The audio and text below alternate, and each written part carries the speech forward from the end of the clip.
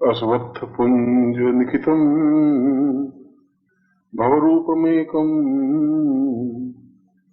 ज्ञानं वदान्य भवतां भवनेकरूपम् गुरुवै सदां प्राणमहेत नित्यम् चिन्त्यो विचिन्त्यं भवतां सदा। हमारे शास्त्रों में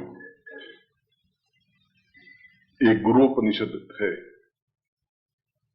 दो उपनिषद बड़े महत्वपूर्ण हैं, एक गुरु उपनिषद है और एक शिष्योपनिषद भी है।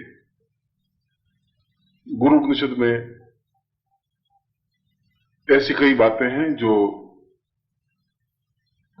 ज्यादा उपयोगी हैं और शिष्योपनिषद में बताया है कि सही अर्थों में शिष्य कौन होता है, शिष्य के क्या लक्षण हैं, क्या धर्म है, क्या प्रयोजन है। और गुरु उपनिषद में साफ साफ बताया है कि केवल मात्र गुरु की ही जिम्मेवारी है कि शिष्य को सभी समस्याओं से मुक्त कर दे। ये बहुत बड़ी कठिन बात कही है, क्योंकि गुरु को भी उन्होंने फ्री नहीं छोड़ा है।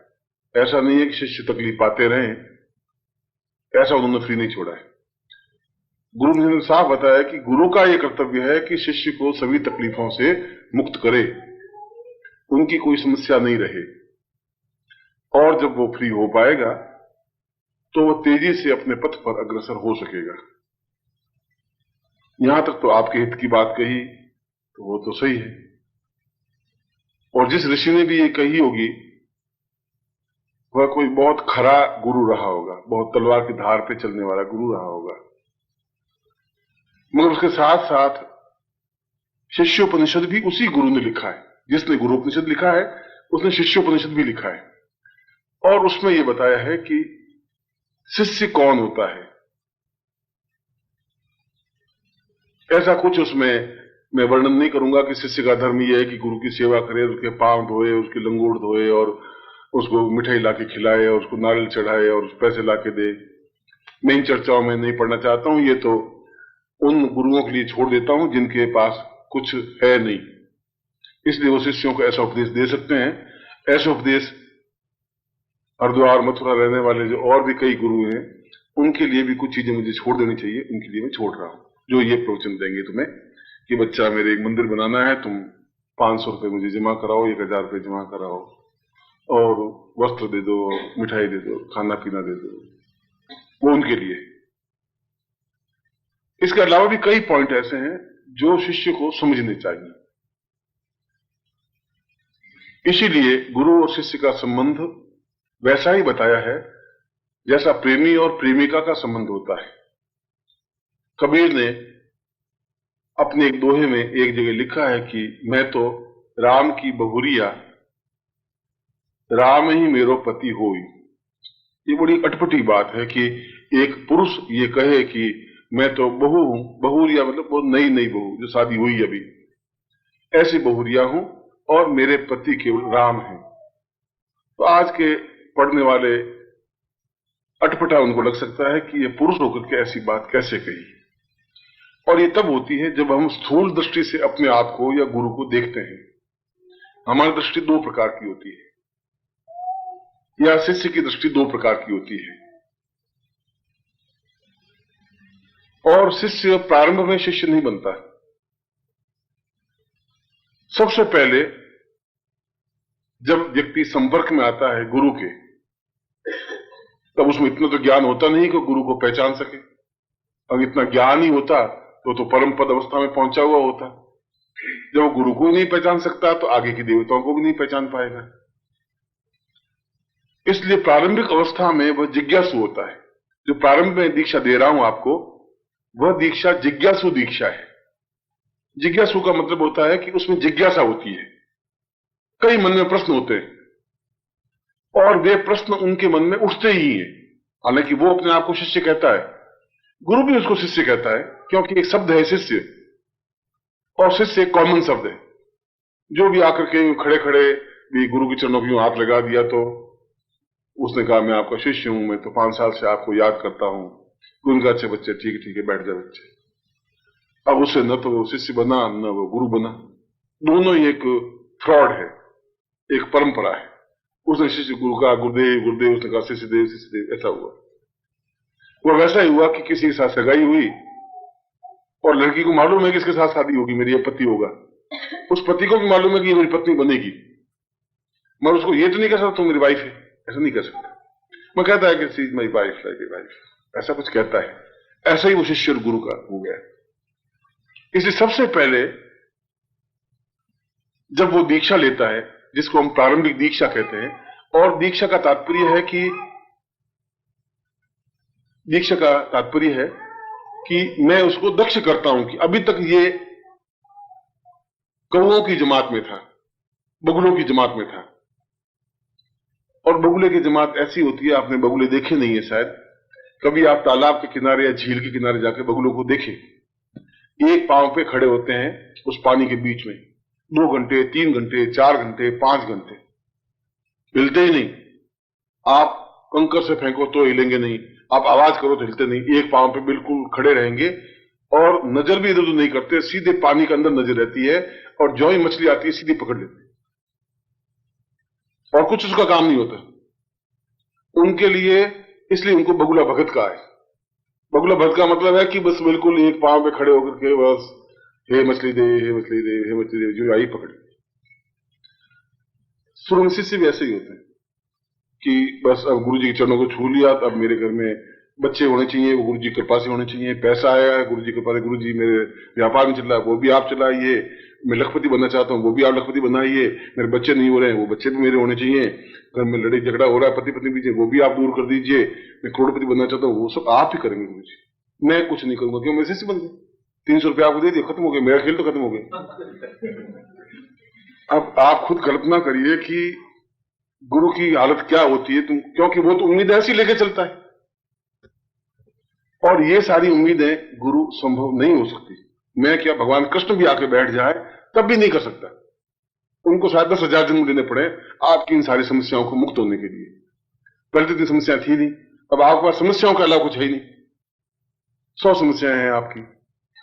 इसलिए प्रारंभ में वो जब आता है, वो शिष्योपनिषद की बात कह रहा हूं मैं, तो जिज्ञासु होता है, उसमें जिज्ञासा होती है कि गुरु क्या होता है, शिष्य क्या होता है, ये गुरु हैं भी कि नहीं है, ये गुरु मेरा कैसा कल्याण कर सकेंगे। चलो एक बार टेस्ट कर लेते हैं, गुरुदेव मेरा व्यापार नहीं चल रहा है तो आप मेरा व्यापार बढ़ा के देखिए। तो गुरुदेव ऐसा नहीं, कर्म फूटे तेरे, मैं तो व्यापार नहीं बढ़ाऊंगा, ऐसा तो कह नहीं सकता। ऐसा कैसे कहेगा? क्यों? चरण छुए या 5 रुपए रखे, चलो अच्छी आशीर्वाद है, सब ठीक हो जाएगा, ऐसे ही कहेगा गुरु। माँ बाप को तुम आशीर्वाद मांगो, माँ बाप भी ऐसा कहेंगे, चलते बच्चे ठीक हो जाएंगे तेरे। अब उसके बाद महीने भर फिर आता है, तो आपने कहा व्यापार में दुगना हो जाएगा, वही वैसा वैसा। तो मैंने तुम्हें कब कहा था दुगना हो जाएगा? मैं तुम्हें गाली भी नहीं दे सकता था, मगर तुम्हारे मेरे बीच में कोई संपर्क भी नहीं बना। तुम चरण छूओगे, मैं आशीर्वाद दूंगा। ये बिल्कुल तटस्थ बात कह रहा हूं, जो कि कड़वी बात है, जो तुम्हें मुझे नहीं कहनी चाहिए, मगर मैं तुम्हें अंधेरा की पट्टी बांध करके घुमाना नहीं चाहता। अगर मैं शिष्य बनाना चाहता हूं तो तुम्हें मालूम होना चाहिए शिष्यत्व क्या है, वहां पहुंचाना चाहता हूं। क्यों गुरु को प्रेमी कहा है और क्यों शिष्य को प्रेमिका कहा है, कारण क्या है? इसलिए सबसे पहले जिज्ञासु होता है, उसके मन में कई तर्क वितर्क पैदा होते हैं, ये मंत्र है भी कि नहीं, इस पत्रिका में लिखे हुए सब सही भी है कि नहीं, होता भी है कि नहीं, आज तक तो हमने देखा नहीं गुरु जी, ये देखो 600 रुपये लक्ष्मी मंत्र की, मतलब 100 माला तो फेर ली, हुआ तो कुछ नहीं गुरु जी, लक्ष्मी सामने आई नहीं। उसके तो ये जो माला फेरी कंप्लीट हुई, वो हीरो के हार भर करके थाल लेकर के आवे, अच्छा बच्चे क्या कर रहा है, तू माला मत फेर, बंद मत कर, बस ये ले हीरे खत्म कर खेल, मुझे दुख मत दे। वो तो ऐसा सोच रही लक्ष्मी, ऐसी लक्ष्मी आती नहीं। तब उसका संदेह और बढ़ जाता है कि मंत्र गलत है। मंत्र कोई गलत नहीं है, ना देवता गलत है, तुम्हारी जिज्ञासा है और जिज्ञासा क्लियर नहीं हुई है। अभी तक तुम प्रारंभिक स्टेज में हो, इसलिए तुम शिष्य कह रहे हो, मगर वो प्रारंभिक स्टेज है तुम्हारी, तुम्हारे मन में तर्क वितर्क है। जिज्ञासा के बाद में दूसरा शब्द अगली स्टेज जब आती है, जब उसकी जिज्ञासाएं बढ़ती हैं, तो गुरु के पास आता है, तो गुरु उसको समझाने की कोशिश करता है, मगर उसको समझ में आती नहीं, क्योंकि उसका तो एक ध्येय है कि मेरे जीवन में ये सब घटनाएं घटनी चाहिए। उसका ध्येय कुछ नहीं, लक्ष्मी साधना करने का नहीं है, उसका ये भी ध्यान नहीं कि गुरुजी मेरे हृदय में बैठे, ऐसा कुछ ध्यान नहीं है। उसका तो एक ही है कि मतलब मैंने ये मंत्र जाप करूं तो मेरा ऐसा हो जाना चाहिए, जो ये मंत्र जाप पूरा किया तब ऐसा हो जाना चाहिए, जो लक्ष्मी साधना की लक्ष्मी मेरे घर में आ जानी चाहिए, स्वास्थ्य की साधना की मेरी तबीयत बिल्कुल एकदम जवान 25 साल का हो जाना चाहिए, और कोई ऐसा ताबीज पहनना और पति पत्नी की लड़ाई झगड़ी खत्म हो जानी चाहिए, मैं गालियां भले दूं पत्नी बेचारे हाथ जोड़ के खड़ी रहे, ऐसा होना चाहिए। अब 1993 में तो ऐसा होगा नहीं, पत्नी भी तन के सामने खड़ी होगी, जब तुम खड़े होंगे वो बेचारी खड़ी होगी सामने। अब वो तो है नहीं कि आज से 100 साल पहले वो पतिव्रता गर्दन नीचे की हुई खड़ी रहे, यहाँ पतिदेव आप चाहे शराब पियो चाहे कुछ भी करो, मैं तो पतिव्रता हूं, मैं बोलूंगी नहीं। अब वो जमाना नहीं रहा, हकीकत ये है, प्रैक्टिकल चीज ये। इसलिए दूसरी स्थिति जब आदमी बनती है तब उसमें चैतन्य भाव बनता है। चैतन्य भाव, वो जिज्ञासा धीरे धीरे समाप्त होती है उसकी, बार बार रगड़ खाता है गुरु की, बार बार उसके संपर्क में आता है, तब उसके भाव में एक चैतन्यता आती है कि ये सब चीजें गौण हैं, इसके अलावा भी कुछ चीज है जो मुझे प्राप्त करनी चाहिए। ये तो वैसी हुई कि मैं समुद्र के किनारे जाऊं और कंकर पत्थर लेकर के खड़ा हो जाऊं। तुम क्या ज्यादा से ज्यादा 20-25 हजार रुपए प्राप्त कर लोगे? अगर मान लो गुरु बहुत खुश हो जाएगा, कोई ऐसी साधना तपस्या का अंश दे देगा तो 25-50 हजार ले लेगा तुमसे, दे देगा तुम्हें, या तुम्हारे घर के कलह मिटा देगा। तो ऐसे ही हो तो कंकर पत्थर चुन करके तुम इकट्ठे हो गए। और समस्याएं, जहां तक प्रश्न है, मैं तुम्हें चैलेंज देता हूं, मैं तब सबसे देता हूं, 1 महीने का टाइम भी देता हूं कि कोई ऐसा व्यक्ति पढ़ के लाओ जिसको कोई तनाव टेंस नहीं हो, कोई समस्या हो ही नहीं, बिना समस्या का कोई आदमी ले आओ तो मैं तो तुम्हें भी भगवान की तरह पूजूंगा, उसको भी पूजूंगा, सही नहीं? क्योंकि अगर तुम कोई समस्या नहीं करना चाहते, तुम्हारा पड़ोसी ने जिंदा नहीं रहने देगा, वो कोई उनको समस्या तेरे घर पत्थर फेंकेगा तो समस्या पैदा कर देगा, कुछ नहीं पानी गिरा, ऊपर वाला नीचे पानी गिराएगा, कुछ हेडेक होगा, नहीं तो गवर्नमेंट जो अफसर है वो तुम्हारी हेडेक पैदा करेगा, समस्या तो पैदा होंगी। यह युग ही समस्याओं का है। इस समस्याओं के लिए तुम गुरु के पास में आते हो तो तुम्हारा एक जिज्ञासु भाव हुआ, जिसमें तुम गुरु शिष्य का संबंध नहीं बना। जब चैतन्यता आती है तो सोचते हैं ये सब जरूरी है।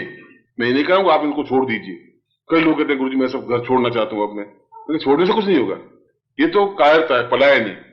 तो उसमें जूझो खड़े हो ग्रस्त में, मैं उसके बावजूद भी अपनी थैली हीरे मोतियों से भरो, और वह है कि तुम्हारे हृदय में गुरु कैसे स्थापित हो, तुम कैसे उस भगवती जगदम्बा के दर्शन साक्षात कर सको। अगर तुम्हारे मन में यह है कि मैं जगदम्बा की साक्षात इसलिए करना चाहता हूं कि जगदम्बा मुझे 5 करोड़ रुपए दे दे, तो 5 करोड़ वर्ष तक भी जगदम्बा तुम्हें दर्शन नहीं दे सकती। तुम साधना क्या भली कितनी साधना करो, जब तुम निस्वार्थ भाव से कुछ कार्य करोगे तब कुछ प्राप्त हो पाएगा। तुम्हारा स्वार्थ रहित चिंतन होना चाहिए इस फील्ड में। ओम परम तत्वाय नारायणाय गुरुभ्यो नमः। ओम ह्रीं मम प्राण देह रोम प्रतिरोम चैतन्य जाग्रय ह्रीं ओम नमः। ओम भूर्भुवः स्वः तत्सवितुर्वरेण्यं भर्गो देवस्य धीमहि धियो यो नः प्रचोदयात्।